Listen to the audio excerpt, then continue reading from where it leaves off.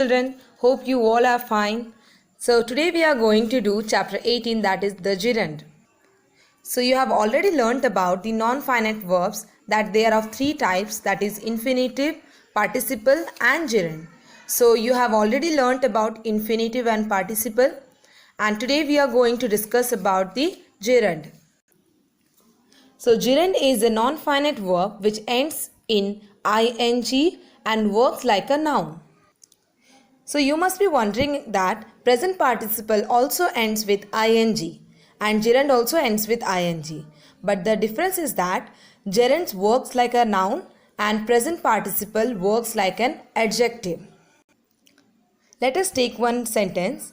Reading books is a good habit. Here the word reading is the verb and here the verb is ending with ing.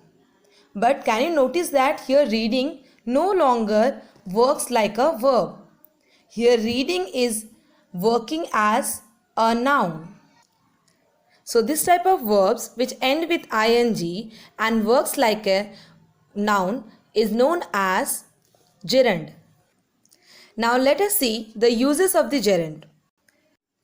Gerund can be used in four ways. First, as the subject of a verb. Next, as the object of a verb.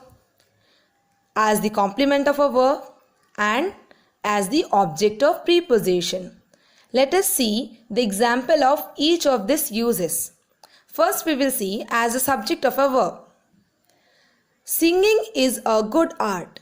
Here the word singing is a gerund and it is used as the subject of the verb. Okay.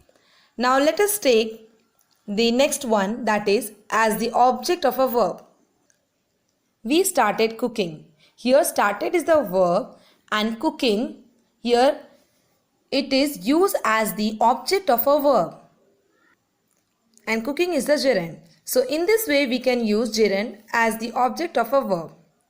Next we will see as the complement of a verb. My habit is reading. Here the verb is and reading is the complement of the verb is, means verb to be. So reading is the gerund and it is used as the complement of a verb. Now let us see the use of gerund as the object of preposition. I am fond of dancing. Here the word dancing, which is a gerund, it is used as the object of preposition. Here the preposition is of. Okay. So in this way we can use gerund. Now we will see gerund and infinitive. Both function like a verb as well as a noun. In some cases, either of them could be used with the same meaning. Let us see where we can use both. At first, both the gerund and infinitive can be used as the subject of a verb. Let us see the example. Cooking is an art. So here cooking, which is a gerund, it is used as the subject of a verb.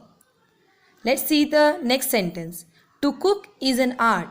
Here to cook is the infinitive and it is also used as the subject.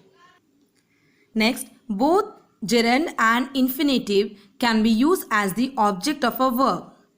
See here, she loves making dolls. Here making is the gerund and it is used as an object of the verb.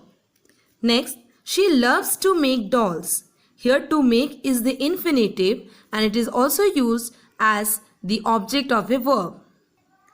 So in this way, both gerund and infinitive can be used as the subject of the verb and object of the verb. So children, I hope you have got the clear idea about the gerund, that it is a non-finite verb which ends with ing and works like a noun. Thank you children. Have a nice day.